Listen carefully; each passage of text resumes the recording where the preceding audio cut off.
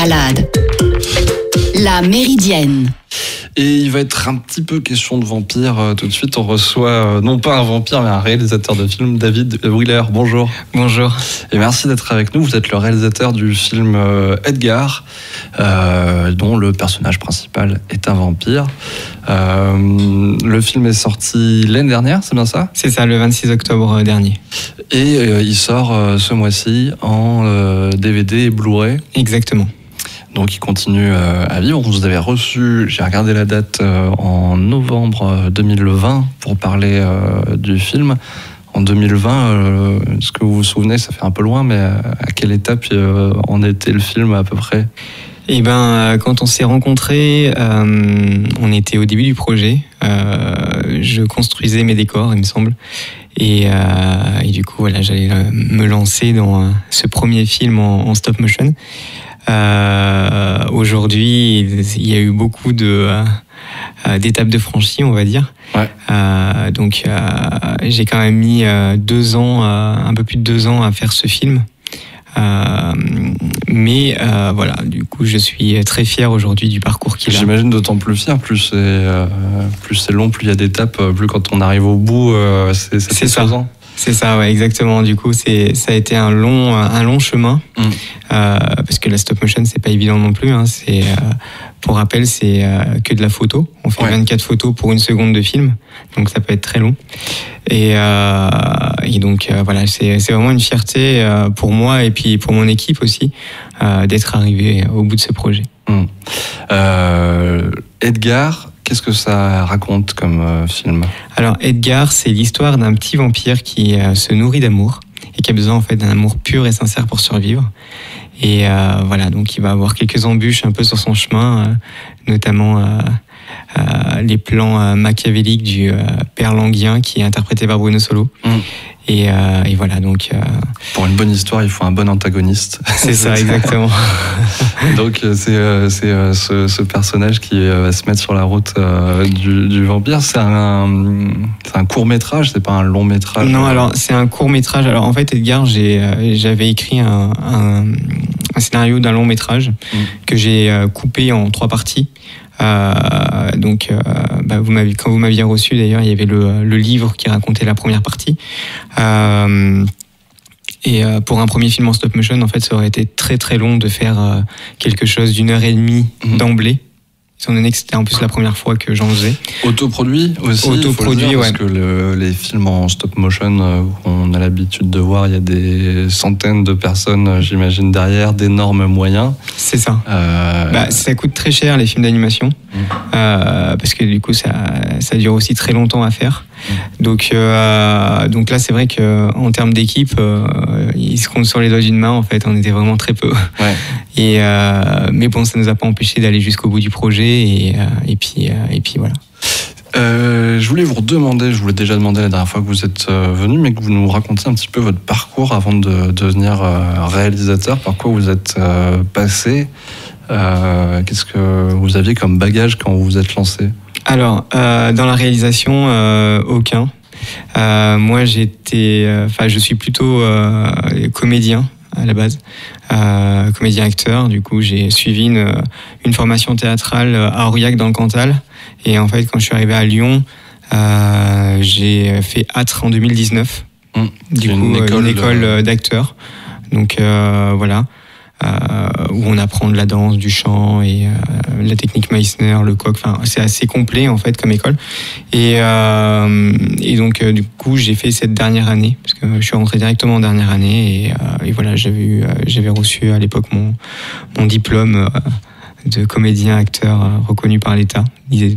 Donc voilà, c'était une super formation, mais aucune dans la réalisation. Après, moi, j'ai beaucoup d'imagination. Et j'ai envie de raconter aussi des choses à la fois personnelles et puis des choses qui me parlent. Et donc c'est pour ça que Edgar est né. Donc, voilà.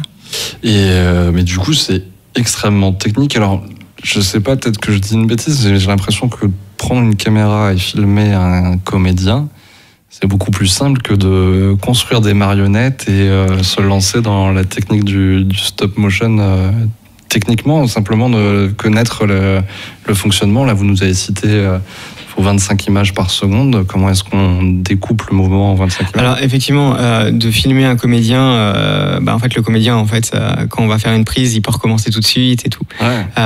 Pour une marionnette, c'est différent parce que on doit changer aussi toutes les bouches quand elle parle. Donc on met énormément de temps en fait. Donc c'est pour ça aussi qu'on enregistre les voix avant pour qu'après du coup on puisse caler les bouches exactement sur la voix des comédiens. Et ouais. Donc ça demande beaucoup plus de boulot forcément et effectivement il y a ce découpage de mouvements quand il y en a qui demande aussi pas mal de travail un peu en amont. Donc voilà. Et parfois, quand on a des comédiens, vous l'avez dit, la prise est ratée, il faut recommencer. Quand on a des marionnettes, c'est possible de rater la prise et bien sûr. Recommencer. Du coup, j'ai la toute première scène d'Edgar et qui était la plus compliquée à tourner, c'était Edgar dans son château en train de jouer du piano et chanter en même temps. Donc toutes les mains qui bougent. C'est ça, exactement. Et cette prise, j'ai dû la recommencer. Alors elle faisait le premier plan faisait 30 secondes, ce qui représente à peu près 780 photos, 800 photos à peu près. Et ce plan-là, j'ai dû le recommencer plus d'une trentaine de fois. Mmh. Du coup, d'accord. Voilà.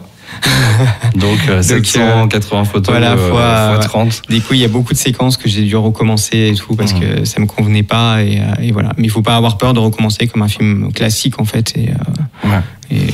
Vous étiez entouré, si j'ai bien compris, au niveau de la production, sur des questions musicales aussi.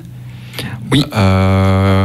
Alors. En fait, j'ai eu un compositeur j'ai un compositeur qui a fait la musique d'Edgar, qui s'appelle Cédric Mazzoni, donc qui a fait toute la bande originale du film. Voilà, on a travaillé ensemble sur cette musique. Je savais exactement ce que je voulais et Cédric a tout de suite compris en fait l'univers dans lequel je l'emmenais et a tout de suite compris aussi ce que je recherchais musicalement parlant. Donc il a composé toute la musique et les 3 chansons du film, donc, dont une interprétée par Cherif Allouna. Ouais. Donc qui fait partie du casting. Qui fait partie du casting, effectivement. Je disais ça parce que j'ai vu sur le générique de fin, votre nom apparaît de nombreuses fois, production, réalisateur, décor, animation, marionnette. Vous avez été impliqué sur. En fait, le truc c'est que, comme vous l'avez dit tout à l'heure, en fait, le film, donc, il a été produit par Heurtout Production, donc c'est ma société. En gros, il a été en grosse partie autoproduit. On a eu des contributeurs aussi sur une campagne de financement ça nous a bien aidé et tout. Mais il a été en grosse partie autoproduit, donc ce qui fait que on pouvait pas payer non plus tout le monde. Et les premiers films, en fait, on est obligé de faire beaucoup de choses. Donc c'est pour ça qu'on retrouve beaucoup mon nom parce que, en fait, sur ce film, j'ai à 90% en fait tout fait quoi. Ouais. Que ce soit les marionnettes, les décors, après l'animation, etc. Sur le tournage, j'étais juste avec mon chef opérateur en fait, qui s'occupe de la lumière, un chef opérateur, donc c'est celui qui s'occupe de la lumière et tout, et qui était là déjà et pour me soutenir de temps en temps. Ouais. et puis surtout pour mettre la lumière sur les décors. Ouais. Et voilà, sinon c'est tout. J'étais tout seul tout le reste du temps dans le studio, donc voilà. Et vous avez quand même travaillé avec des comédiens au casting pour donner vie aux marionnettes, leur donner des voix. Vous avez cité Cherif Allouna, il y a Bruno Solo aussi qui joue l'antagoniste principal. Et la voix de Richard Darbois, donc, qui est la voix française de Harrison Ford, Buzz l'éclair, Richard Gere et d'autres personnages. Exactement. Ouais. Non, c'était. Je suis très content par rapport à Richard. C'est vraiment quelqu'un de très généreux, de très gentil. Et puis pour moi, c'était très important qu'il fasse partie de ce projet parce que il a fait aussi la voix de la bande-annonce des Noces funèbres. Ouais. De Tim Burton, mais il avait aussi joué un des personnages Oogie Boogie dans l'étrange Noël de Monsieur Jack, et donc je voulais ajouter cette touche un peu et ce clin d'œil là. Donc il a tout de suite accepté de le faire. Et Bruno Solo, c'est un des premiers comédiens en fait qui a rejoint le film. Je me rappelle avoir contacté son agent et une semaine après, j'avais sa réponse en fait, comme quoi il acceptait tout de suite de rejoindre ce projet. Le projet il a beaucoup plu. Avec Bruno, maintenant, on a une belle relation, je dirais. On est resté très en contact, on est devenus très amis. On s'appelle ou on s'envoie des messages régulièrement, même si lui est très pris, il prend tout le temps de m'envoyer des messages et tout. Il a été extraordinaire sur l'enregistrement. Enfin, c'est quelqu'un qui se lâche facilement et tout, et il m'a fait super rire en fait, parce que le méchant est méchant, mais en même temps est drôle. Dans les salles de cinéma, quand j'assiste aux séances et tout, et ben j'écoute, mais c'est les enfants ils rigolent à chaque fois. Ouais. Ils rigolent parce qu'il est tellement fou dans le bon sens du terme que ça le fait tout de suite, et puis les enfants adorent. Ouais. Et Sherifa Luna, elle a rejoint le casting. Le film avait déjà bien attaqué. On était presque vers la fin. Du coup, j'ai fait toutes les scènes de Luna, en gros, du personnage qui s'appelle Luna, de Luna à la fin. Ouais. Et elle a été extraordinaire aussi sur l'enregistrement en fait. Elle appréhendait un peu parce que il me semble que c'était la première fois qu'elle en faisait. D'accord. Mais elle a tout de suite chopé le personnage de Luna et ça a été magique quoi. Et puis elle chante tellement bien. Elle a sublimé la chanson, etc. Enfin, c'était vraiment magnifique.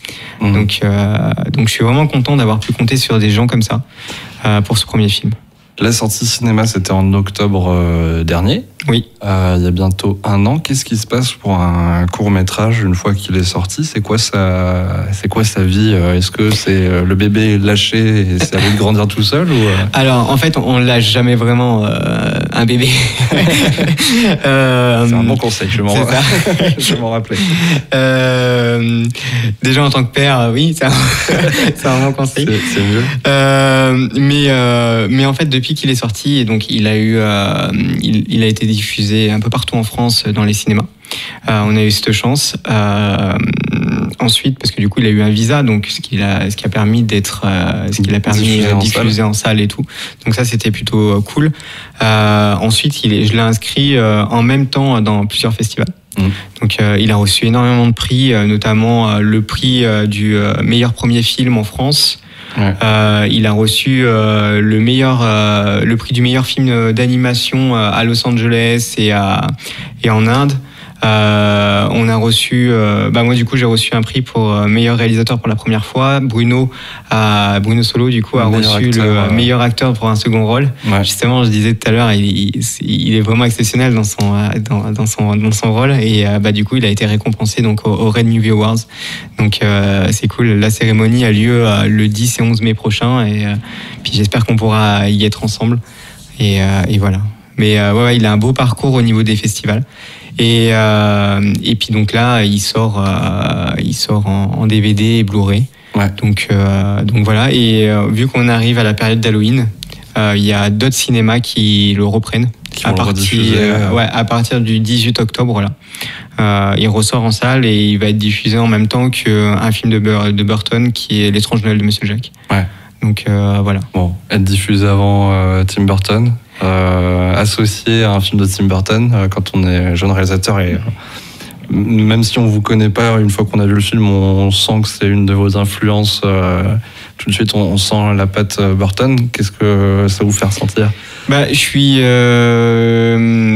suis fier et je suis content quand même que du coup on ressente cette en même temps l'influence, cette influence. Du coup, je l'ai jamais vraiment cachée. Alors en fait, j'ai eu une critique presse il y a pas très longtemps, au mois de juillet, qui disait que malgré cette influence qu'on retrouve très présente dans le film de Tim Burton, lui où il va jouer beaucoup l'excentricité, moi on va retrouver plus cette sensibilité, etc. C'est pas de la copie, c'est pas de... Non, en fait on retrouve un univers qui lui-même en fait s'inspire aussi des grands films un peu allemands de l'époque, etc., avec les ombres, etc.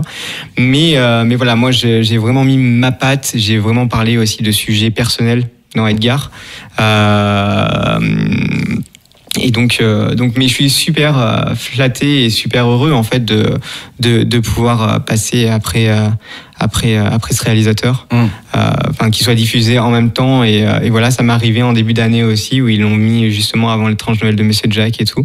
Et ça me fait plaisir parce que du coup, je suis content en fait que c'est aussi le pari gagné en fait du coup d'avoir pu arriver à faire quelque chose qui me ressemble à la fois, et puis l'univers que j'adore de Tim Burton. J'imagine qu'il y a encore plein d'étapes pour faire vivre ce film, qu'il va y avoir plein de festivals, de projections, etc. encore, mais oui. Est-ce que vous avez déjà en tête un autre projet, une suite, ou je sais pas, partir dans une autre direction Alors, oui, alors du coup, on parlait de Tim Burton tout à l'heure, donc juste, je fais l'aparté que du coup, j'ai pu le rencontrer et lui remettre Edgar au dernier Festival Lumière grâce au concours de Thierry Frémaux. Ouais. Donc ça, c'était un super moment. Ouais. Voilà. Et donc là, le film, pour l'instant, je vais le laisser continuer un peu à vivre en festival, et puis il aura sûrement l'opportunité d'être soit sur une chaîne, soit en VOD, etc. par la suite. Concernant mes autres projets, oui, alors en ce moment, je suis sur un projet donc justement qui s'appelle Une rencontre inattendue, qui revient sur mon amour du cinéma depuis tout jeune, et puis sur cette rencontre justement avec Tim Burton. Au casting, on retrouve Bruno Solo, Sherifa Luna et Richard Darbois, qu'on a vu sur mon premier projet, là, qui ont tous les trois un grand rôle, et également Bruno Choel, qui est la voix française de Johnny Depp. D'accord. Et côté anglais, on retrouve Kevin McNally, qui fait notamment Maître Gibbs dans la saga des Pirates des Caraïbes aux côtés de Johnny Depp, ou Samantha Bond, qu'on a retrouvé dans Downton Abbey, ou Miss Moneypenny dans les James Bond face à Pierce Brosnan.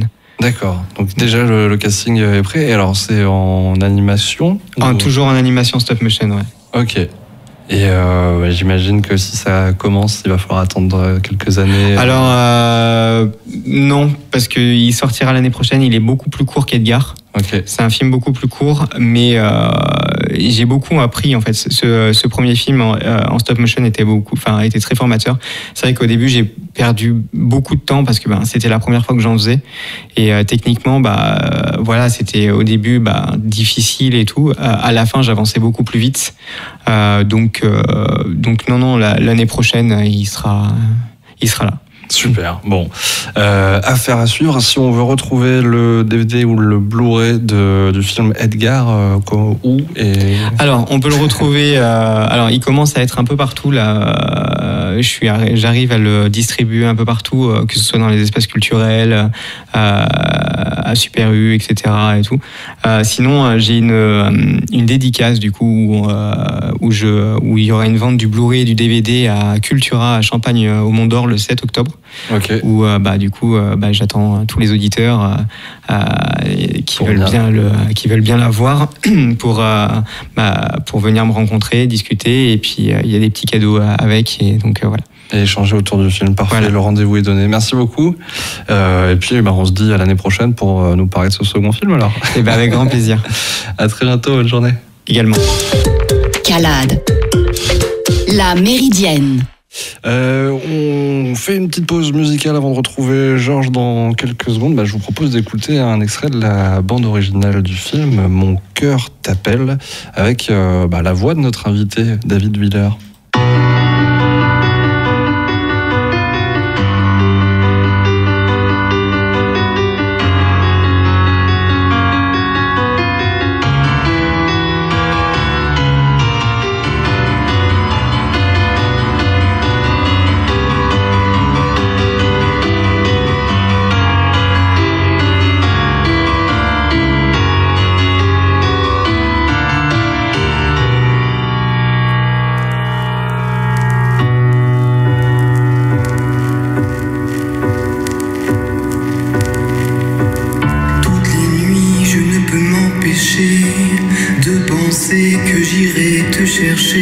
Sans aucune trêve au-delà des rêves. Mon cœur t'appelle, c'est l'amour qui règne. Mon cœur t'appelle, tout mon être saigne. Toute ma vie au-delà des mots, au-dessus des tempêtes,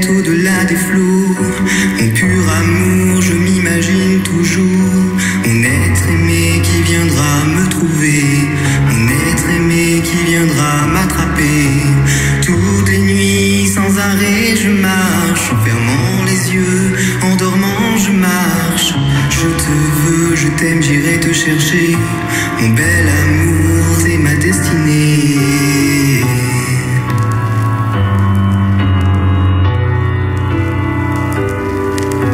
Les années passent, mon ami, j'attends. Le temps me presse, tes caresses je sens. Sera-t-il trop tard? Je pars lentement. Existes-tu, ô toi, mon âme sœur? Existes-tu, car mon cœur se meurt. Toutes les nuits sans arrêt je marche, en fermant les yeux, en dormant je marche. Je te veux, je t'aime, j'irai te chercher. Mon bel amour, c'est ma destinée.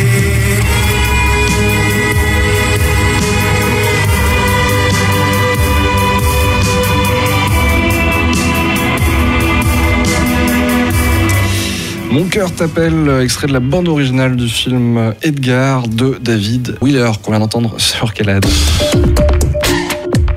Calade, ma radio.